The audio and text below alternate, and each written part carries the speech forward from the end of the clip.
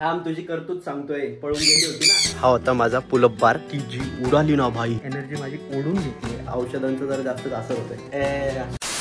हा डेस्क कितीही साफ करा ह्याच्यावरती परत पसारा येतोच येतो. आता बघा बॉटल आली, केबल्स आल्यात, घड्याळ आले, परत पसारा हाय तो हायच. एनिवेज आज आपला रेस्ट डे होता, तो निवांत उठलोय मस्त.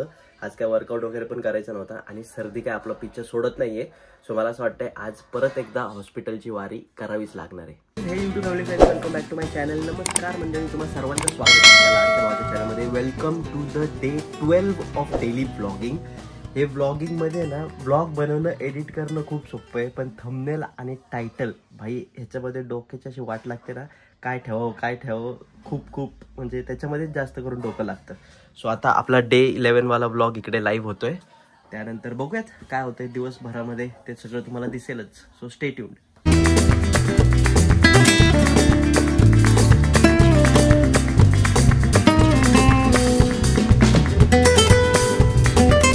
जेवण हे आपल्या व्लॉग्सचं ना एक इम्पॉर्टंट पार्ट झालेलं आहे. सो आता मी घेतलाय नाश्ता. मस्त नाश्ता म्हणजे नाश्ता लंच ब्रंचच आहे.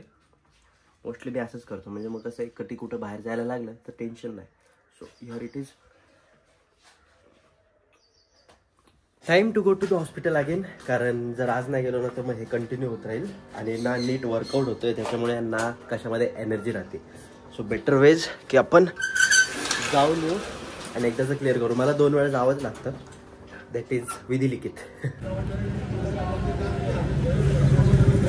लास्ट जे फुटेज आहे ना, म्हणजे मी तुम्हाला ते दाखवलं की इथे इंजेक्शन दिलं आपल्याला. त्यानंतर मी जे झोपी गेलोय ना भाई, डायरेक्ट मी काहीतरी 2-3 तासानंतरच उठलोय आणि असं फ्रेश. आता चेहरा थोडासा फ्रेश वाटत असेल, पण सर्दी वगैरे अजून आहे तसंच आहे. आवाजावरनं तुम्हाला कळतच असेल.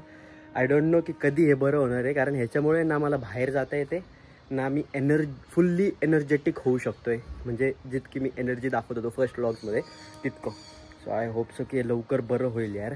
आता बघूयात, अजून एक डोसेज आहे मेडिसिन्सचा, तो घेतल्यानंतर काय होतंय बघू. आता सध्या टाइमपास म्हणून जरा वरती आलोय, कारण झोपलेलो ना भाई असला घाम फुटलाय ना बेकार. म्हणजे ते गोळ्या औषधं घेतल्यानंतर तसं होतंच युजली. सो तर आलोय वरती. सच टाइमपास बघू, थोड्या वेळ संबळ प्रॅक्टिस करेन आणि मग परत खाली जाईल. आता हे 2-3 ब्लॉग्स तुम्हाला हेच दिसतंय, कारण बघा डेली ब्लॉगिंगचा अर्थच हा आहे की जे माझ्या आयुष्यात होते ते मी तुम्हाला दाखवतोय. सो मे बी ते बोरिंग असो, मे बी ते इंटरेस्टिंग असो, depends. Every day is not interesting or every day is not happening. कधी काही गोष्टी असतात ज्या अशा होतात. सो त्या पण मी तुम्हाला दाखवतोय. So bare with it. 2-3 दिवसाचा विषय आहे, एकदा क्लिअर झालो की मग आपण बाहेर हिंडायला मोकळे. So stay tuned. आता थोडं नाही का प्रयत्न करणार आहे की ग्रूमडच तुमच्या समोर येऊ. मी काय उपसूट कसं पण डायरेक्ट कॅमेरा चालू करतो ना, सो तसं नाही करणार. जरा प्रॉपरली करायचा विचार आहे. सो बघू कसं होत आहे ते. अँड बाय द वे इथे ना थोडेसे चेंजेस करायचा विचार आहे माझा, कारण इकडे शेड आहे बघा. तर या शेडची सावली इथपर्यंत तर पडतेच पडते. सो जो हेमॉक आहे आपला तो ह्या एरियामध्ये कुठेतरी लावायचा विचार करतोय, म्हणजे तो यूज होईल डे मध्ये पण. नाहीतर मग फक्त संध्याकाळी किंवा रात्रीच तो यूज होतो, पण त्यात काय मजा नाही ना.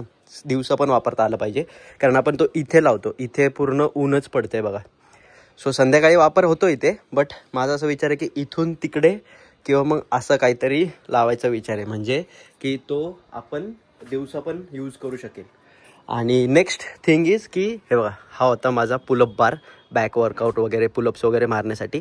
पण आता इथे आपण झोका बनवला आहे, म्हणजे पप्पांनी बनवला आहे, बट तिथे बनवला. आता त्याला दुसरी जागा पण नव्हती झोक्याला. सो आता मला पुलअप बार दुसरीकडे कुठेतरी लावावं लागेल, आयदर इथे किंवा मग इथे. हे 2च जागा आहेत तसं बघायला गेलं तर. नाहीतर मग असं इकडच्या साईडला असं इथे. सो हे पण फिगर आउट करायचं आहे. म्हणजे मग पुलअप्स बेसिक एक्सरसाइजेस मला जास्त आवडतात, म्हणजे जसं जोर पुलअप्स वगैरे. बघा घाम अजून फुटतोय मला हळूहळू. सो ते करणं गरजेचं आहे, कारण त्याने ना बॉडी तुमची सस्टेन राहते. म्हणजे जरी तुम्ही वर्कआउट सोडला तरी तुमची बॉडी सस्टेन राहते. नाही तर मग तुम्ही वर्कआउट सोडला की तुमची बॉडी पण सुस्त होते. सो हे सगळं करायचं आहे. आणि पापड्या बघा कालच्या बनवलं होतं त्या अशा वाळत घालावं लागतं. ते त्याच्यावरती जाळी ठेवली आहे, कारण ना इकडे असे कबूतर वगैरे येतात, कावळे वगैरे, आणि ते बघतात. आता मी इथे आहे ना, तर त्या घरावरती तिथे आहेत 2-3 बसलेले. ते बघतात आहे की कधी मी इथून जाईन आणि ते लोक हल्ला मारतील. सो म्हणून पप्पांनी आयडिया केली आहे की याच्यावरती जाळी ठेवली आहे बघा. हे सर्दी फुसफुस कब जायगी. चला जाऊ खाली, जास्त उन्हात नको थांबायला, नाहीतर परत आपण आजारी पडू. आजारीच आहे ऑलरेडी. आता आपण मँगो डॉलीकडे जाऊ. बघा दरवाजा उघडलेला जर आवाज त्यांना आला ना तर ते चालू करतील ओरडायला.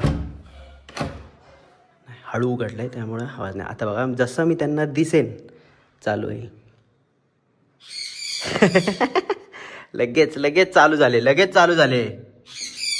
आलो आलो आलो आलो, तुम्हालाच भेटायला आलोय, तुम्हालाच भेटायला आलोय आम्ही तुम्हालाच भेटायला आलोय. आता एक्साइटमेंट बघायची. भाई हे जेव्हा आणले होते ना बारीक बारीक होते तेव्हा त्यांना चावता म्हणजे एवढं ताकद नव्हती त्यांच्यामध्ये. सो ते ना आम्ही बोट वगैरे द्यायचो ना तर ते चावायचे पण त्यांना म्हणजे आम्हाला फील पण नाही व्हायचं. पण आता याची चोच बघा, चोच असली पॉइंटेड आहे ना. बघा याची चोच ते पॉइंटेड आहे, इतकं बेकार चावतात ना निब्बार. आणि असे पार दात असे करतात. लय बेकार चावतात, लय बेकार चावतात, हे लय बेकार चावतं. पण आता यांना कळतं बऱ्यापैकी. सो मजा येते यांच्या संग खेळायला. यांना सोडल्यानंतर मजा येते. आता उडतात पण ना, उडतात पण. डॉलीची करामच सांगतो तुम्हाला. म्हणजे ह्या पिंजऱ्यात ना आम्ही त्यांना ह्या पिंजऱ्यामध्ये ट्रान्सफर करतो आतमध्ये घ्यायला. दादा ट्रान्सफर करतो. आता काय फाटली माझी भाई. कारण हा आरसा आहे ना याच्यामध्ये पाय दिसतं ते का मीच येतो आणि मला म्हणजे इथून असं दिसतं आणि तिथून कोणच नाही दिसत आहे ना. म्हणलं पाय कोणाचे आले. होत आहे जर मला वाटतं जरा औषधांचं जरा जास्तच असर होतंय. एनिवेज तर करामत तुम्हाला सांगतो. तर दादा डॉलीला घेऊन याच्यामध्ये टाकत होता, मँगोला टाकला आणि डॉलीला घ्यायला गेला आणि ती जी उडाली ना भाई इथून, ती डायरेक्ट बघा ते कुठं गेलं. हां ते बघा ते घर आहे ना, हे घर, हे बघा हे घर, तिथे जाऊन ती टक्करली अशी. म्हणजे तिचं काय ते डोकं असं लागलं असेल. कारण यांना आहे ना जास्त उडता येत नाही, लांबपर्यंत जास्त उडू नाही शकत हे लोक. आणि दे कांट सर्वाईव्ह.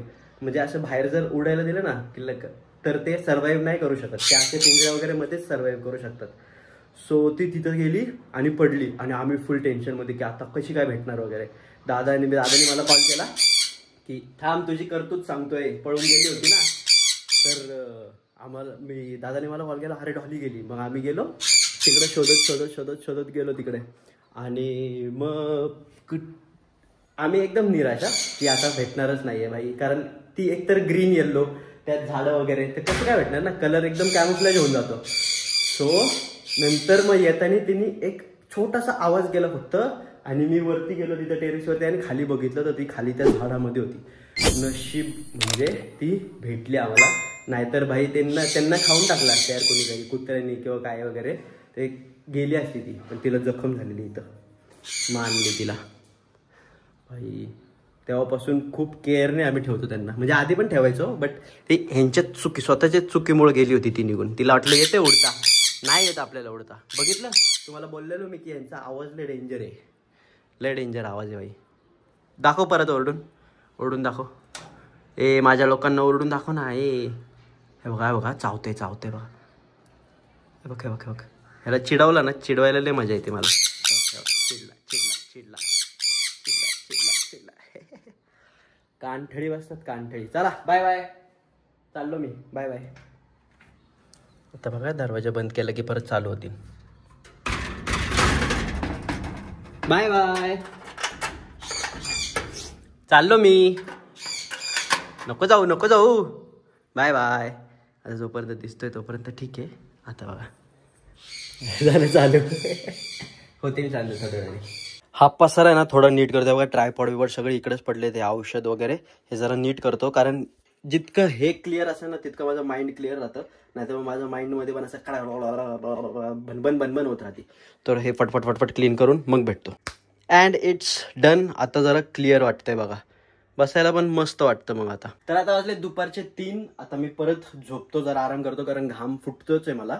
सो जरा रेस्ट करूयात आणि बघूयात संध्याकाळी जर काय प्लॅन झालाच बाहेर जायचा तर ते दाखवेन तुम्हाला. नाही तर मग बघू, जे काय होईल ते तुम्हाला दाखवतो. आता झोपतो मी, बाय बाय.